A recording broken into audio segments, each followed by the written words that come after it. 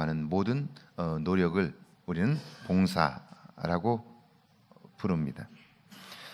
이미 하나님의 은혜를 받았고 하나님의 도움을 힘입었습니다. 그걸 갚아보려고 노력할 때에 우리의 삶에는 예상치 못했던 은혜들을 경험하게 되는데요. 그러므로 봉사를 하는 일을 통해서 우리는 우리가 받은 은혜들을 하나씩 하나씩 새롭게 발견할 수 있게 되고요.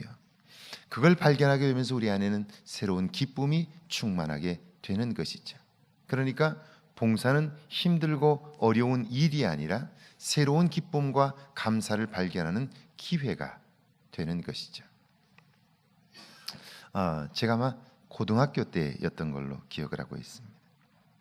어느 날 수요 예배를 드리는데 저 뒤쪽에 앉아서 예배를 드리는데 이 강단 위쪽에 있는 샹들리에가 너무 낡아서 형편없는 거예요. 밑에 있는 술은 다 떨어지고 위에 쌌던 그 장식들도 다 떨어져서 알 전구만 남아 있고요. 흉물스럽게 보이는 거예요. 근데 그걸 보는 순간 마음이 너무 아픈 거예요. 예배당에 있는 물건이 다 흉물스럽게 낡아서 형편없어졌다는 것이 제 마음에 걸리는 거예요. 그래서 그걸 보고 나서 그때부터 돈을 모으기 시작했어요. 돈이 생기면 한 푼, 두 푼 모으기 시작해서 내가 반드시 저것을 바꿔야 되겠다 하는 생각을 가지게 되었어요. 그리고는 돈을 모으기 시작했는데요. 이제 성탄절이 가까이 오는데 꼭 성탄절 전에 그걸 바꾸고 싶은데 돈이 모자라는 거예요. 그래서 어머니에게 부탁을 하고 빌려달라고 해서 돈을 맞춰서 이제 샹들리에를 사려고 목사님께 전화를 드렸어요. 목사님, 제가 이만해서 돈을 모았는데 샹들리에를 바꾸고 싶습니다 라고 했더니 목사님께서 그 샹들리에를 헌물했던 사람이 있기 때문에 그분에게 전화를 해보고 그분이 허락하면 하자고 말씀하셨어요. 그럼 제가 기다리겠다고 했더니 그분에게 전화를 드렸더니 그분이 그것을 할 수 없는 형편이라고 해서 저와 함께 시내에 가서 샹들리에를 하나 샀어요. 사서 목사님과 함께 그걸 설치를 했어요. 그런데요, 그 다음부터 제 삶에 큰 변화가 일어났어요. 그게 뭐냐면 그 예배 시간에 예배를 드리면서 그걸 보는데 얼마나 마음이 기쁜지 몰라요. 마음이 기쁘니까요, 예배를 사모하게 되고요. 예배를 사모하니까요, 은혜를 받게 되고요. 그러면서 저의 신앙이 굉장히 성장했던 경험이 있어요. 교회 가는 게 하루의 삶 중에서 가장 기쁜 시간들이 되었던 거죠. 우리는 봉사를 자꾸 힘든 일이라고만 생각해요. 그런데 그렇지 않아요. 봉사란 하나님께 받은 은혜를 갚아보려고 하는 노력이기 때문에 그걸 갚으려고 하면서 내가 받은 은혜를 다시 한번 기억하게 되고요. 그것으로 인한 기쁨이 내 안에 있게 되는 것이죠. 특별히 자기중심적인 이기적인 삶을 살던 사람들이 봉사를 함으로써 하나님의 은혜를 발견하게 되고요. 그리고 이기적인 자기 자신을 발견하게 돼요. 제가 능곡이라는 교회에 있을 때에 능곡에는 그 바로 옆에 일산이 있는데 일산에는 홀트 아동복지회 본부가 그곳에 있습니다. 홀트 아동복지회 본부에는 선천적 장애를 가진 사람들이나 또는 치료가 불가능한 사람들, 그래서 버려진 사람들을 데려다가 그곳에서 마지막 생애를 보내게 하는, 정성껏 치료하고 돌봐주는 그런 그 병실들이 있습니다. 그래서 거기에는 자원봉사자가 꼭 필요해요. 제가 능곡교회에 있으면서 홀트 아동복지회를 다녀보고 나서 우리 교인들이 이곳에서 봉사를 하면 좋겠다는 생각을 가지고 봉사자를 모집을 했습니다.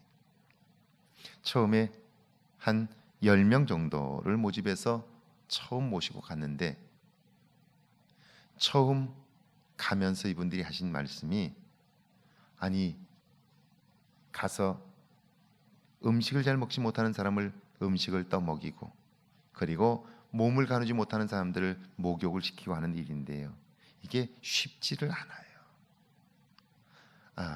그 중에는 머리가 점점 커지는 대두증 환자가 있어요. 그러다가 죽는 거예요. 얼마 살지 몰라요. 그런데 생각은, 행동은 3살짜리 어린아이예요. 그 아이를 씻겨주고 하는 일을 하는데 몸은 다 컸기 때문에 굉장히 힘들어요. 그런 일들을 하게 돼요. 처음에 갔을 때 이분들이 굉장히 힘들어서 불평을 했어요. 그런데요, 돌아오는 길에 한 집사님이 거기 전부 돌아오면서 평가회를 하는데 한 분이 이런 얘기를 해요. 나는 내 아이가 내 마음에 들지 않아서 늘 불평하고 원망했는데 오늘 봉사하면서 놀라운 걸 깨달았다. 그것은 내 아이가 건강하다는 것만으로도 나는 감사해야 되겠다고 라고 하면서요, 그날 이후로 그분은요, 그 아이에 대한 불만을 가지고 늘 야단치고 그랬는데요, 봉사를 하기 시작하면서 자기 아이가 건강하다는 것만으로도 감사하기 시작하면서 아이가 달라지고 내가 달라지게 되었다 하는 이야기였어요. 봉사는 받은 은혜를 발견하게 하고요, 자기중심적인 삶에 사로잡힌 사람들을 그 구속으로부터 자유롭게 해주는 것이죠. 그래서 봉사하지 않으면서 자기의 욕심에서의 삶을, 자기중심적인 삶에서 벗어날 수 있는 방법은 없다라고 말할 수 있을 것입니다. 이 한 해 한 걸음 더 봉사하는 기쁨이 여러분에게 있기를 주의 이름으로 축원합니다. 밑에 한번 같이 읽습니다. 밑에 한번 같이 한 목소리로 읽습니다. 시작. 흑인교회에서 특별한 행사를 계획했는데 고맙게 생각하는 사람의 발을 씻어주는 예식이었습니다. 그런데 이 예배에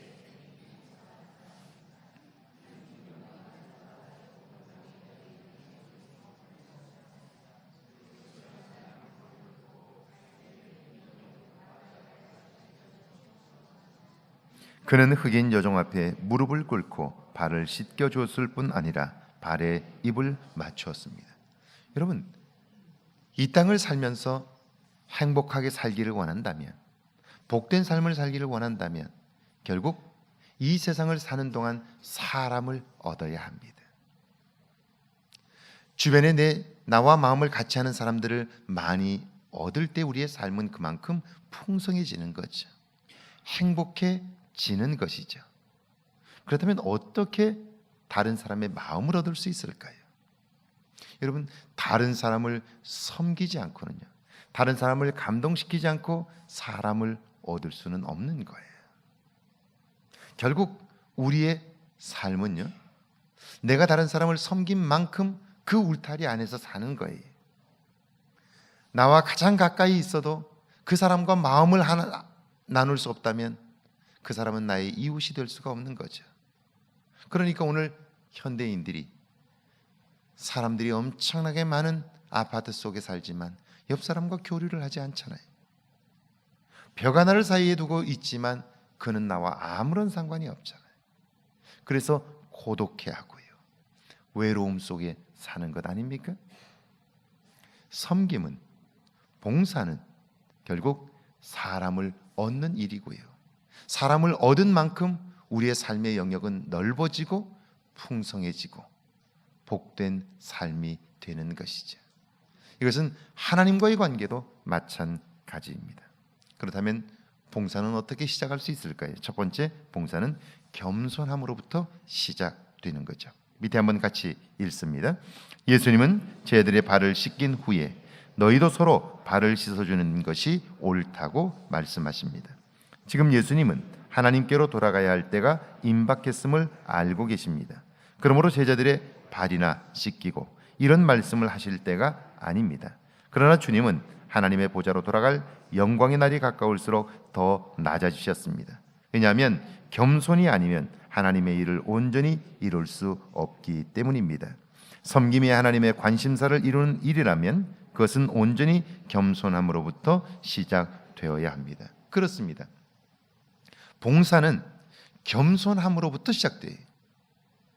내가 받은 은혜를 기억하고 그 은혜를 갚아보려고 노력할 때에 결국 그분을 기쁘시게 하는 일들을 하면서 기뻐할 수 있게 되는 것이죠.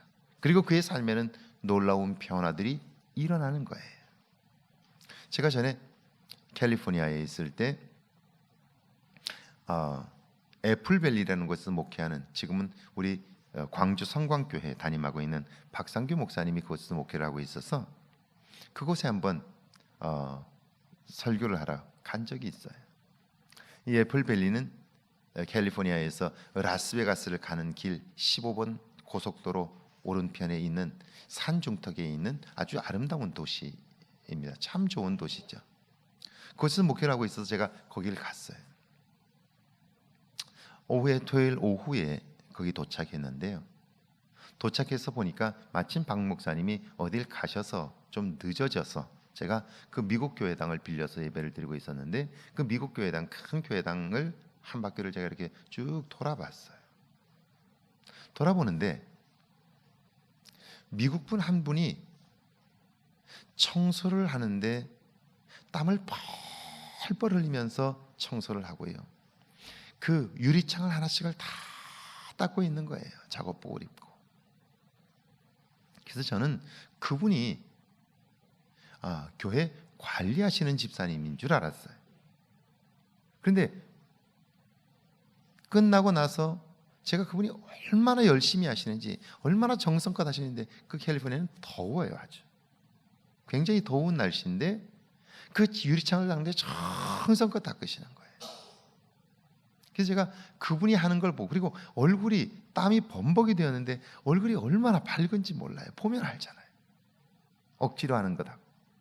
표정이 너무 밝고 좋은 거예요.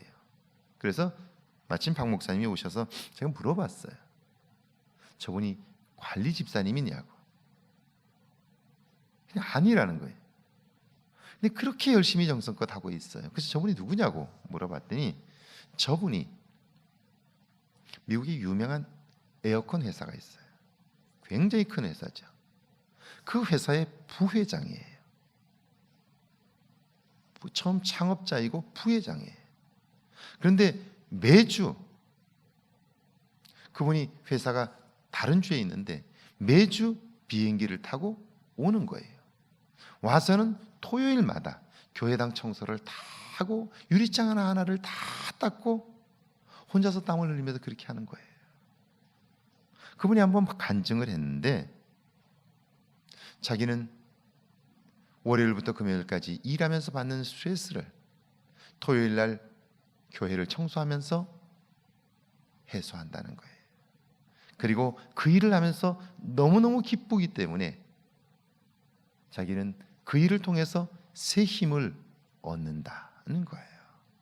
그리고 나서 제가 그분의 얼굴을 다시 떠올려 보니까요, 그 얼굴에는 정말 기쁨이 있는 거예요.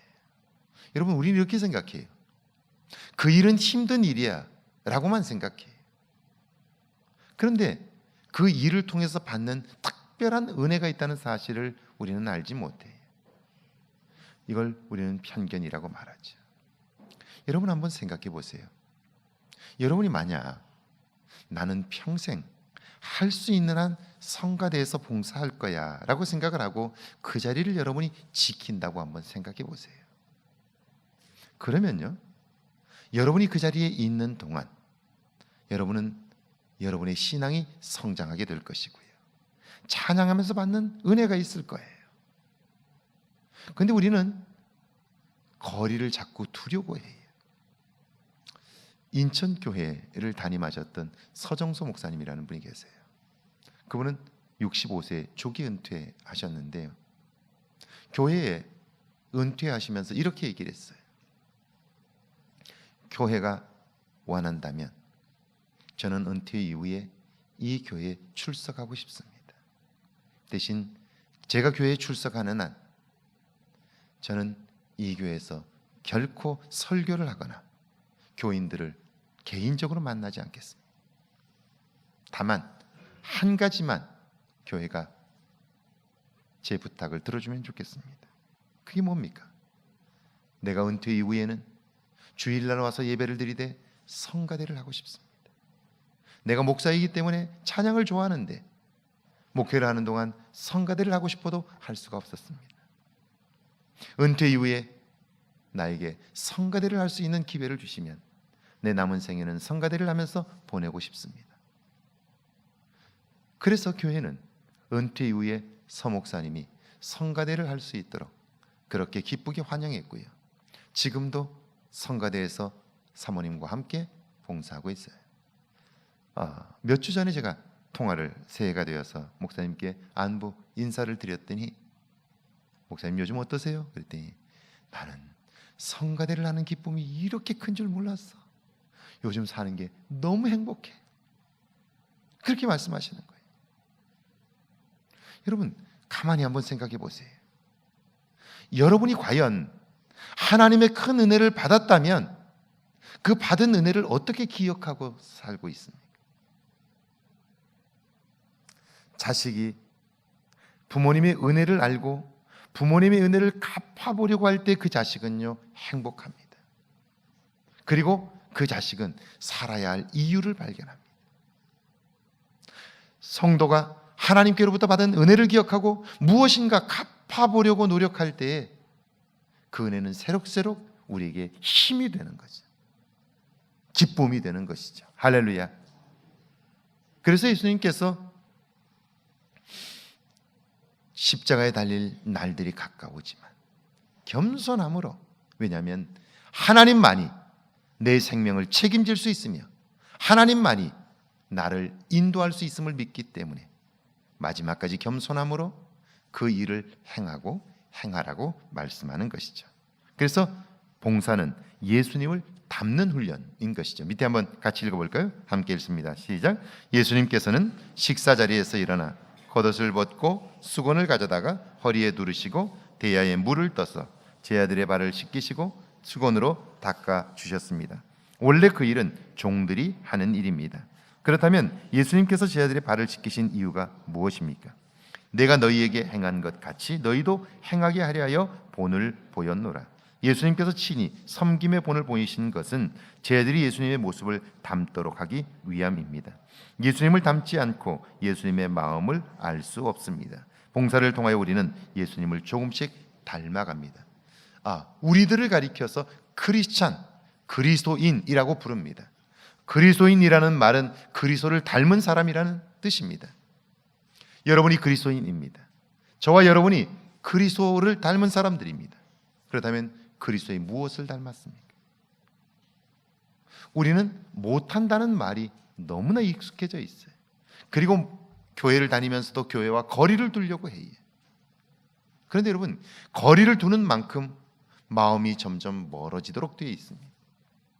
마음이 하나 되지 않고 닮아갈 수는 없는 거예요. 제가 중3짜리 아이 과외를 한 적이 있어요. 부잣집 아들인데 그 아이 아버지가 대전에서 사업을 하고 있고 엄마는 속초에서 횟집을 하고 있어요. 그래서 이 아이가 아버지가 사업하는 대전으로 고등학교를 가야 되는데 아이가 공부를 열심히 하지 않는 거예요.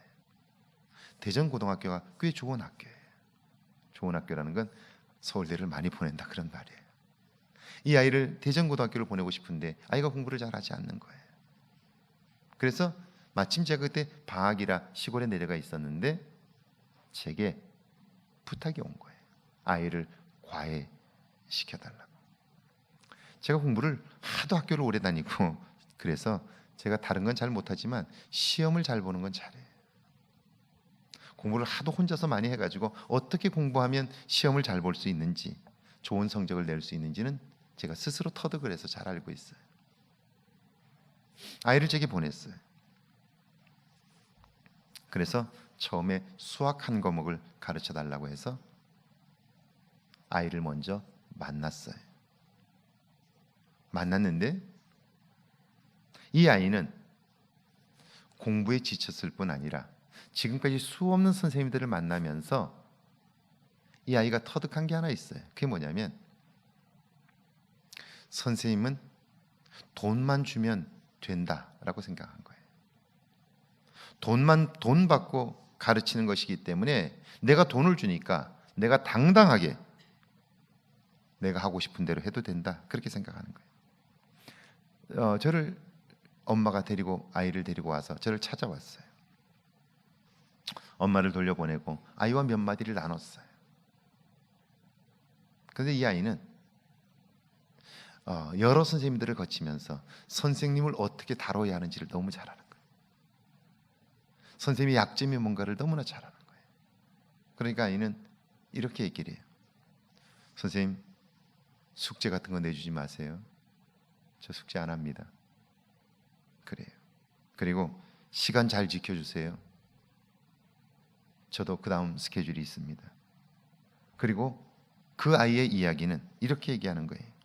돈 받으니까 내게 돈만 받고 더 이상 강요하지 마세요. 이렇게 얘기를 하는 거예요. 근데 배우는 학생이 선생을 온전히 의지하지 않고 그의 성적이 오를 수가 없어요. 그의 삶이 달라질 수가 없습니다. 제가 그 이야기를 듣고 나서 나는 너를 못 가르치겠다. 나는 너를 가르칠 수가 없어. 왜냐하면 배우는 사람은 겸손하지 않으면 결코 달라지지 않아. 그러니까 내가 널 이야기해 보니까 너는 내게 배울 만한 준비가 안 되어 있는 것 같아. 다른 선생님을 찾아봐. 그리고 돌려보냈어요. 엄마가 아이를 맡겨놓고 왔는데 다시 돌려오니까 왜 그러냐고 물어봤더니 아이가 대답을 할 수가 없는 거죠. 다시 또 데리고 왔어요. 그리고는 야단을 맞았는지 애가 풀이 죽어 있어요. 그래서 제가 그 아이에게 나는 네가 나중에 좋은 사람이 되면 좋겠고 그리고 네 인생에 만족하는 사람이 되면 좋겠다. 그러려면 지금 공부를 통해서 성적을 얻는 것이 아니라 지금 주어진 네 삶에 최선을 다하지 않는다면 너는 어른이 되어도 네 삶에 만족할 수가 없어. 그러려면 겸손해져야 돼. 그랬더니 엄마한테 야단을 맞았는지 이 아이가 풀이 죽어 있어요. 나와 함께 한번 시간을 보내보자. 대신 공부도 중요하지만 네가 살면서 고민하고 있는 것들을 함께 이야기하고 그리고 그 이야기를 하면서 한번 같이 시간을 보내보자. 그러면 네 삶에 변화가 있을 거야 라고 이야기를 하고요. 제가 5가지의 조건을 이야기했어요. 첫 번째, 수업 시간에 늦지 않는다. 숙제는 반드시 해가지고 온다. 배울 것들을 예습해가지고 온다. 선생님 말에 순종한다. 그리고 마지막까지 최선을 다한다. 이런 내용으로 5가지를 적고 사인을 하게 했어요. 그리고 그 아이와 함께 시간을 보내기 시작했어요. 수업 시간에만 만나는 게 아니라 저녁에도 만나서 같이 저녁도 먹고 이야기도 하고 영화도 보고 그랬어요. 아이가 저를 좋아하기 시작하면서요. 아이의 행동이 달라지기 시작해요. 공부를 하는 목적들이 달라지기 시작했어요. 결국 그 아이는요. 그 해에 갈 수 없었던 학교였는데요. 대전고등학교에 합격을 하게 되었고요. 아버지 있는 곳으로 갈 수 있게 되었어요. 제가 그 아이를 가르치고 나서 제 고향 속초에만 가면 그 어머니가 저를 불러서 횟집에서 회를 사주셔서 친구들과 함께 가기만 하면 회를 배부르게 먹을 수 있게 되었어요. 여러분 보세요. 배우는 사람이 선생을 존경하지 않고 선생을 닮을 수가 없어요.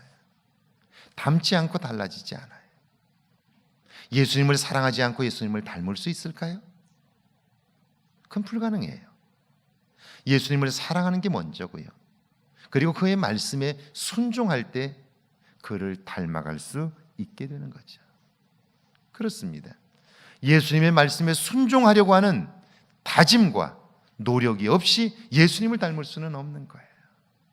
그러니까 신앙생활이란 예수님을 닮아가는 생활이고요, 예수님의 말씀에 순종해가는 생활이에요.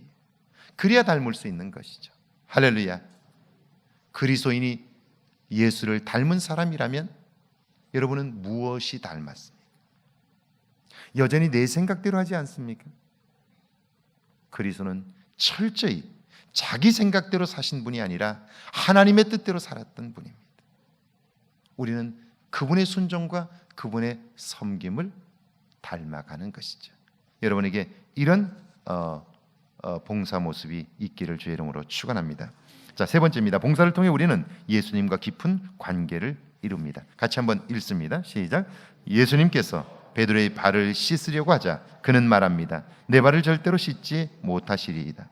예수께서 대답하시되 내가 너를 씻어주지 아니하면 내가 나와 상관이 없느니라.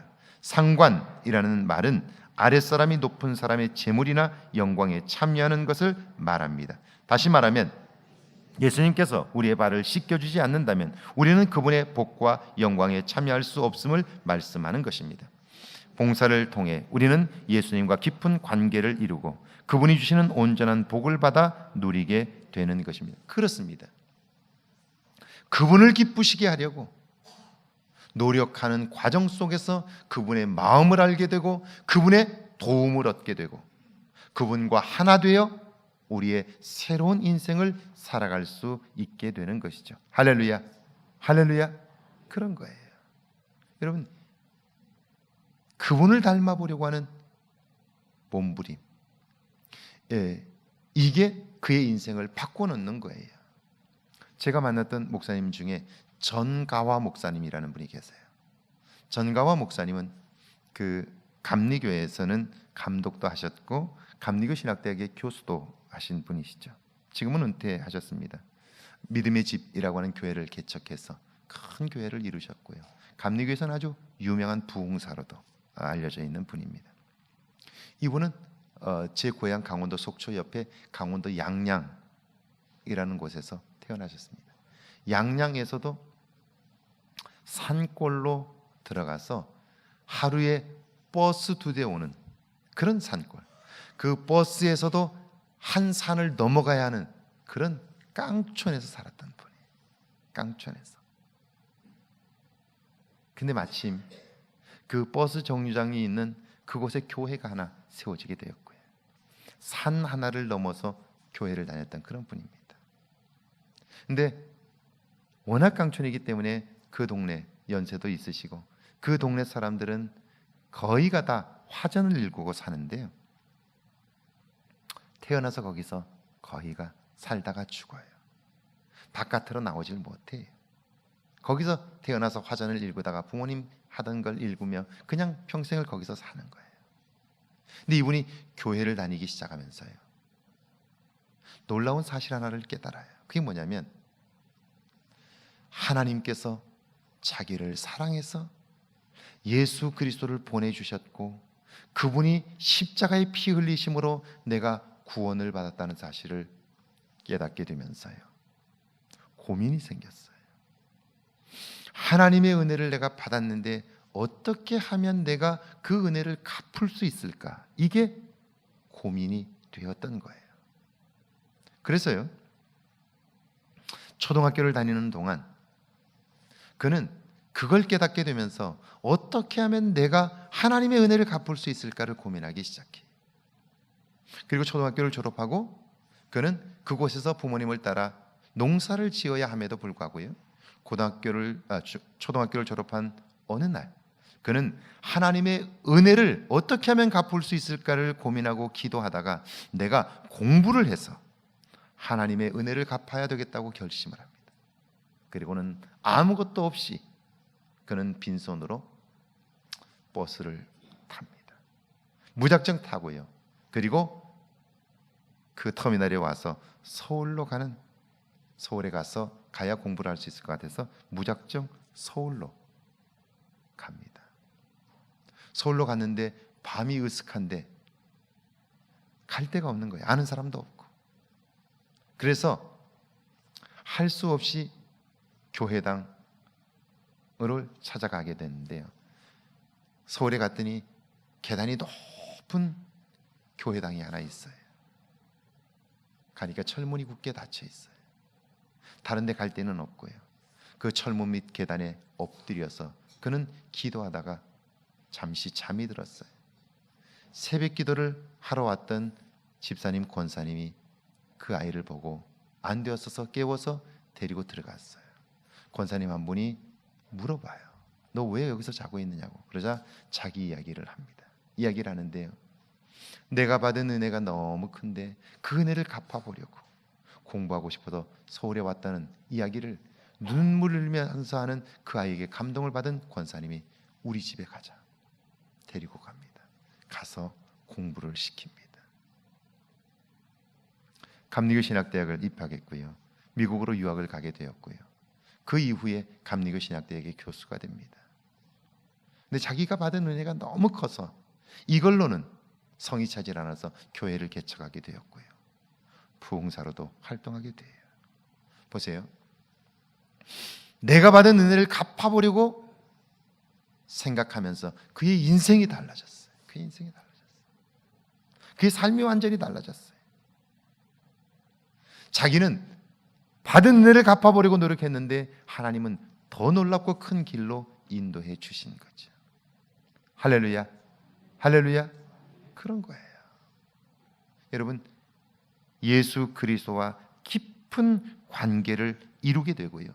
깊은 관계를 이루게 될 때 우리의 능력을 넘어 하늘의 능력을 힘입어 살 수 있게 되는 것이죠. 우리는 봉사를 그저 일한다고만 생각해요. 그런데 그런 게 아니에요. 봉사를 통해서 우리는 주님과의 관계가 깊어지게 되고 그 관계가 깊어짐으로 하늘의 비밀한 일들과 나를 향하신 하나님의 뜻을 온전히 이룰 수 있게 되는 거예요. 저는 진심으로 목회에서 은퇴하고 나면 어느 교회 집사로 활동하고 싶은 것이 제 남은 인생의 꿈이에요. 제가 집사가 되고 싶다는 말은 저는 집사로서 교회당을 청소하고 예배를 준비하고 그리고 그 일들을 진심으로 하고 싶어요. 아마 제가 은퇴하고 나면 저를 알지 못하는 곳에 가서 서리 집사로 토요일이 되면 화장실 청소를 깨끗하게 하고 구석구석 먼지를 털어내고 거미줄을 걷어내고 예배당 바닥을 닦고 의자 하나하나를 청소하고 저는 그 일들을 아마 할 거예요. 그게 제 남은 생애의 꿈입니다. 교회만 그런 것이 아니라 물론 제 남은 인생에 선교를 위해서도 헌신하고 싶은 마음이 진심으로 있어요. 왜냐하면 제가 받은 제 삶 동안에 받은 은혜가 너무나 크기 때문이죠. 할렐루야. 저는 그 일이 제 남은 인생을 행복하게 해줄 거라고 확신하고 있습니다. 사랑하는 여러분, 주님의 은혜를 받은 사람들이 봉사하지 않으면 그 기쁨을 유지할 방법이 없습니다. 한 걸음 더 뒤로 물러서면 설수록 우리는 은혜에서 멀어집니다. 그러나 한 걸음 더 봉사하게 될 때 주님과의 관계가 깊어지고 그 은혜를 힘입게 되는 것이죠. 한 걸음 더 봉사하십시오. 밑에 같이 한번 읽어볼까요? 시작. 올 한 해 교회는 여러분의 손길을 기다리고 있습니다. 이것은 단순히 일손이 필요하다는 말이 아닙니다. 주님께서 우리와 깊은 관계를 맺고 복 주시기를 원하시는 것입니다. 그렇습니다. 여러분의 봉사의 자리가 있을 때에 땀 흘리고 애쓰는 봉사의 자리가 있을 때 여러분의 삶은 그만큼 행복해지고 주님을 닮게 될 것입니다. 여러분의 삶에 이런 은혜가 있기를 주의 이름으로 축원합니다. 우리 찬양하고 기도합니다.